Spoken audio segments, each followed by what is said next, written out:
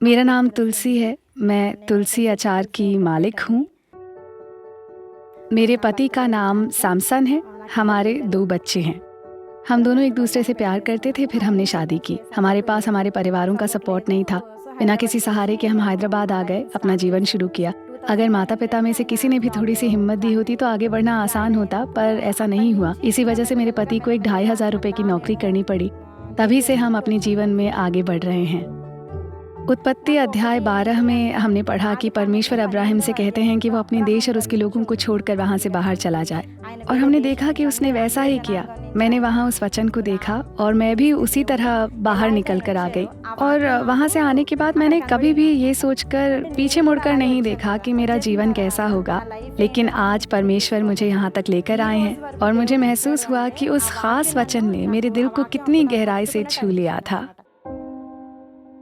हमें पैसों की बहुत तंगी हो रही थी। बस मेरे पति ही कमाते थे और मैंने बस 10वीं क्लास तक की ही पढ़ाई की थी। मैं सोचती थी कि मुझे क्या करना चाहिए। इसके अलावा घर पर बच्चे की देखभाल करने के लिए भी कोई था नहीं। दूसरे बच्चे के जन्म के बाद हमारी मुश्किलें काफ़ी बढ़ गई थीं, क्योंकि जब लोग बढ़ते हैं तो ज़रूरतें भी बढ़ती हैं, वो कम तो होती नहीं हैं। तो मैंने सोचा कि मुझे कुछ काम करना चाहिए, लेकिन मैं बाहर जाकर कुछ नहीं कर सकती थी। मैंने सोचा कि मुझे खाने के बिज़नेस में कुछ करना चाहिए, क्योंकि मुझे लगता है कि मैं खाना अच्छा बनाती हूँ। इसलिए मैं और मेरे पति इस बारे में बात करने लगे और उन्होंने कहा कि अगर हम खाने का काम शुरू करेंगे तो अच्छा ही होगा।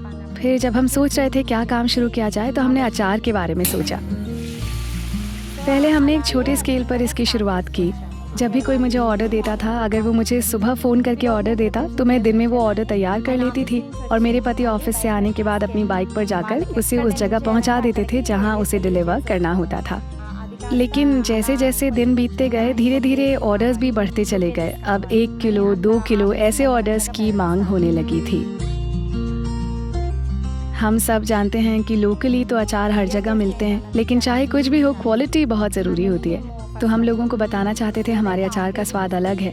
हम आधा किलो अचार बनाने के लिए जिन मसालों का इस्तेमाल करते हैं और जो तेल इस्तेमाल करते हैं, वही हम 50 किलो बनाने के लिए भी करते हैं। हमने अचार की क्वालिटी को बनाए रखने का फैसला लिया। चाहे लोग ये जाने या न जाने, पर मैं जानती हूँ हमने कोई समझौता नहीं किया। मैं परमेश्वर पर विश्वास करती हूँ, मुझे उनके प्रति वफादार रहना है। मैं हर चीज़ में ईमानदारी दिखाती हूँ।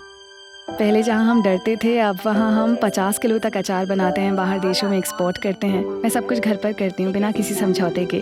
बस परमेश्वर से डरती हूँ, उन पर विश्वास करती हूँ और कहीं कोई गलती ना हो, इसलिए हम बहुत सावधानी बरतते हैं। आज हम कई जगहों पर जैसे यूएस, यूके, ऑस्ट्रेलिया, इन सभी जगहों पर अपना अचार एक्सपोर्ट कर रहे हैं। सच कहूँ तो मुझे मेरे पति से पूरा सहयोग मिलता है। मैं जो कुछ भी करती हूँ और वो मुझे बहुत ज़्यादा प्रोत्साहित करते हैं। और आज मैं जहाँ भी खड़ी हूँ उन्हीं की वजह से है। ये सच्चाई है, क्योंकि जब कभी भी मैं थोड़ा निराश होती थी, वो मेरा हौसला बढ़ाते। और अगर कोई नेगेटिव रिव्यू होता या कहीं कुछ कमी रह जाती तो वो मुझसे कहते कि कोई बात नहीं, आगे बढ़ो। और वो हमेशा ही मेरी हर चीज़ में मदद करते आए हैं। महिलाओं के लिए मेरा बस यही संदेश है कि पहले मैंने सोचा था कि मैं कुछ नहीं कर पाऊंगी। मैं मन ही मन सोचती थी कि मैंने बस 10वीं क्लास तक ही पढ़ाई की है, मैं बाहर जाकर कोई नौकरी नहीं कर पाऊंगी। पर परमेश्वर ने मेरा साथ दिया। हर महिला में कोई ना कोई प्रतिभा या हुनर ज़रूर होता है। उसे पहचानने के लिए उन्हें अपने पति, माता पिता, परिवार के दूसरे मेंबर्स का सपोर्ट ज़रूर मिलना चाहिए।